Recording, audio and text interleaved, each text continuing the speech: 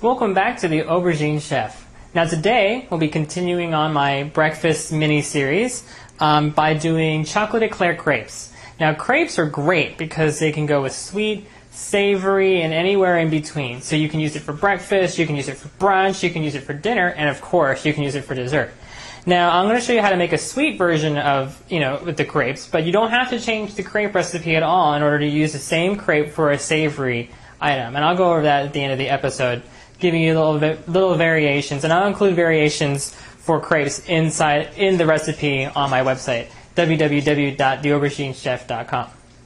So why don't we go ahead and get started. So for our chocolate eclair crepes, the inside is going to be a vanilla pastry cream, then it's going to be wrapped in a crepe, and then we're going to top it off with chocolate ganache. So it's actually a very simple, easy recipe to make, especially if you don't have a lot of ingredients on hand, because most people have chocolate chips, milk, sugar, and eggs, and kind of stuff like that. You might not have heavy cream, but at least if you have most of the ingredients on hand, you can get halfway to where you need to be if you're in a pinch. So for our pastry cream, I have in this bowl 3/4 of an ounce of cornstarch, 2 eggs, and 2 ounces of sugar. And I just whisked them together to make sure that the cornstarch is all broken up and fluid. Because when you add cornstarch to a liquid, especially a boiling liquid, what you want to do is you want to temper it. And to temper it, you have to have it in a liquid. Now, granted, you might be able to get away with just throwing cornstarch into a pot. But let me tell you that it may not work. The way that I'm doing it is a little tedious, but your cornstarch will come out perfect 100% of the time. So remember that you combine the cornstarch and the sugar together so that way they get nice and fine, and then you add in the eggs because it has got liquid in it. Otherwise it's going to be clumpy, and it's not a huge issue because you just put on some elbow grease and you can break up those clumps, but if you put the sugar in first, you're going to save yourself a lot of trouble. Then on the stove, I have on high temperature, getting ready to boil, 1 pound, 2 ounces of milk, and 2 more ounces of granulated sugar. And what we're going to do is we're going to bring that to a boil, then we're going to temper our egg cornstarch mixture, and then we're going to add in 1.5 ounces of unsalted butter. It doesn't have to be room temperature, but if it is, it helps out a little bit. And that's pretty much it. After all this is all added together, we're going to add in a little bit of vanilla extract. So why don't we go ahead and get to the stove. My milk is already starting to boil, so we can go ahead and get started with tempering our egg mixture. Okay, so it looks like our milk is just ready to come to a boil, so bring over your cornstarch, egg, and sugar mixture. And what we're going to do is once it starts to bubble up, because that means it's very, very, very hot, because milk and cream boil over if it starts to boil, so here we go. So to temper your egg mixture, slowly add the hot boiling milk to your eggs while continuously whisking. And what this does is it slowly warms up your eggs so that way it can handle the hot heat from the eggs without turning into scrambled eggs and cooking and all that.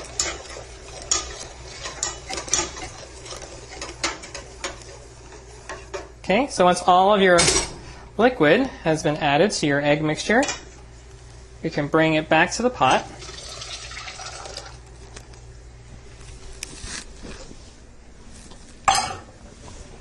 Reduce your heat a little bit so that way it's not so piping hot. And then bring your pot back to the stove. I'm just going to continuously whisk it. Now what we're doing when we bring it to a second boil is that we're helping cook out the cornstarch.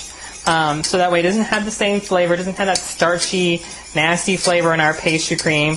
It also thickens it. It wouldn't thicken unless we brought it to a second boil. And it also makes it translucent. Not such a big deal with pastry cream because pastry cream has such a color to it anyway. But for other things like compotes, for example, it helps make it a little bit more transparent. Translucent, not really transparent.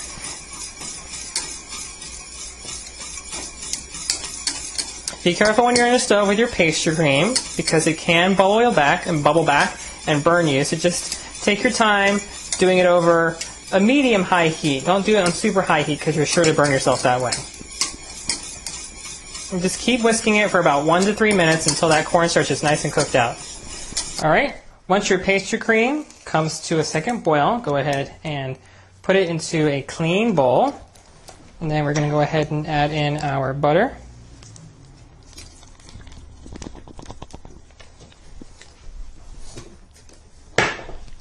And then like a teaspoon of vanilla pastry cream, or vanilla extract, sorry. And then for just a little bit more flavor and a little bit more uniqueness, we're going to add in a little bit of Meyer's dark rum. Not a whole lot, just a splash. And we're just going to stir that all together until the butter melts. Okay, so we have a nice pastry cream. It's still pretty hot, so we need to let it cool off before we serve it. But I still want my pastry cream to be warm. I don't really want to have it cool. So I'm going to leave it at a room temperature while we finish up the rest of the stuff. Normally, though, you do want to refrigerate your pastry cream right after making it, just for health reasons. And normally, because you do serve it cold like in Eclairs. But since we're going to make the crepes up real quick, the chocolate glaze or the chocolate ganache up real quick, we don't really have to worry about that. So I'm going to cover my pastry cream with some plastic wrap, but I'm not going to cover the bowl. I'm going to cover the surface of the pastry cream. And the reason I'm doing this is because pastry cream has a tendency to form that skin on the top because it's the milk and butter and eggs and all that. So what we're doing is we're kind of preventing it from forming that skin. So I'm going to go ahead and leave this at room temperature. I'm going to weigh out my ingredients for my crepes and we'll get started on that. Alright, so I went ahead and weighed out the ingredients for my chocolate ganache as well. I have 1 pound of chocolate chips. I've got mixed varieties in here. I've got bittersweet and I've got semi-sweet. I'm kind of just using up some leftover chocolate chips that I had sitting in my pantry that I haven't really had a use for yet. Which is a great way to use up your chocolate chips. It's a very simple recipe that's not very fancy, but can still benefit from using real chocolate. As for the crepe, actually on the stove as well, I also have equal parts, 1 pound of heavy cream on the stove as well. And that's all you pretty much need for the ganache. If you want, and what I'm going to do is I'm actually going to add in a little bit of liqueur for a little bit of flavor at the end, but I'll show you that when I make that. For the crepes, I have 12 ounces of whole milk, or 1.5 cups, 2 whole eggs, and 4.5 ounces of all-purpose flour, or 3/4 cup, and just a pinch of salt. That's pretty much all you need for the crepes. Now, if you wanted to do a pinch of sugar instead of a pinch of salt so you can have slightly sweet crepes, that's fine too.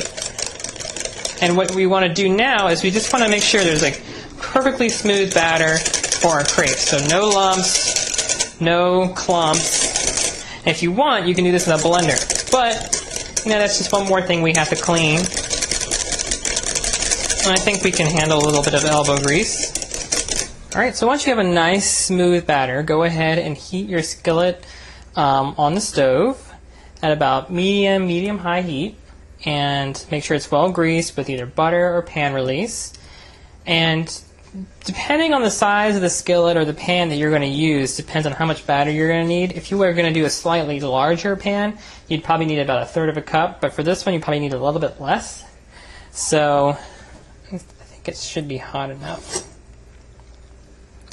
Go ahead and just pour your crepe batter right in the middle, and then just swirl it around.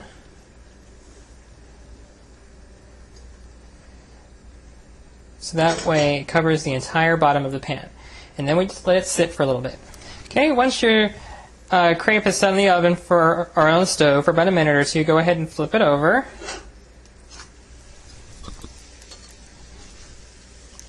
It could be a little bit darker on this side, so give it about 2 to 3 minutes. Okay, so that's pretty much a nice color for your crepes. I'm going to go ahead and let it get a little bit browner on the back side as well.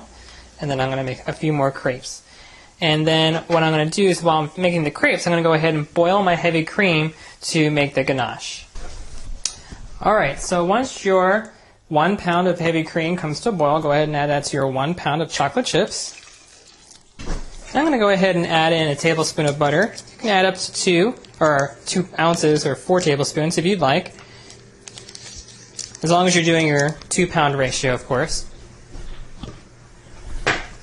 And by that I mean 1 pound of chocolate to 1 pound of heavy cream. And just go ahead and just stir that together until it comes together into a nice chocolate sauce. Okay, and while you're stirring your chocolate ganache, go ahead and add in a splash of whatever liquor you want for extra flavor. I'm going to add in a little bit of Kahlua. And that's pretty much it for a chocolate ganache. I'm going to go ahead and continue stirring it until the butter melts and the rest of the chocolate chips melt, but we're pretty much good to go with our chocolate ganache. And we're going to use our chocolate ganache as a glaze this time, kind of like how I did for the soccer tort episode. Okay, so we have all of our components ready to go. I'm going to go ahead and stir up our pastry cream that sat for a little bit. It got a little bit thicker while it sat. It's going to continue getting thicker as it cools off, of course. So it's actually pretty thin right now because it's still pretty hot, but it did get a little bit thick. Since it hasn't completely thickened from cooling, I'm going to go ahead and use a little bit bigger spoon.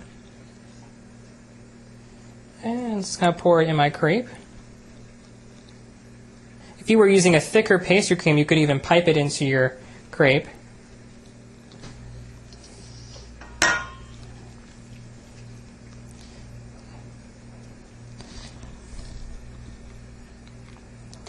Put a little bit of pastry cream on this side to help seal it up.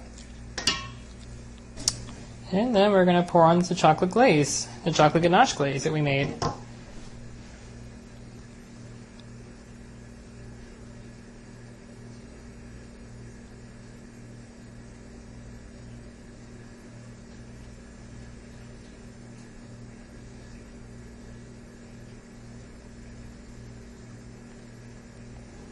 And that's pretty much it for your chocolate eclair crepes.